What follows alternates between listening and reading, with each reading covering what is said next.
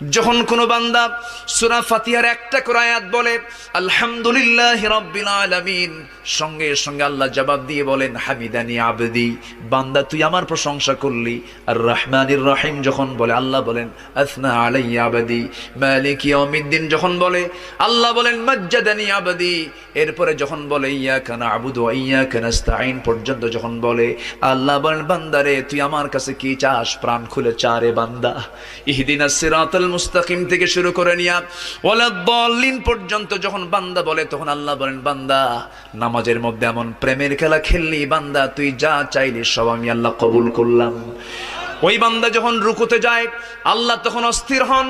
ওই বান্দা যখন সিজদায় যাওয়ার জন্য প্রস্তুতি নাই, সমস্ত ফেরেশতাকে ডাক দিয়ে বলেন ও ফেরেশতারা, এই বান্দাগুলো আমাকে দেখলো না, রাসূলকে দেখলো না, কোরআনকে দেখে হাদিসকে বিশ্বাস করে আমাকে খুশি করার জন্য তার সবচেয়ে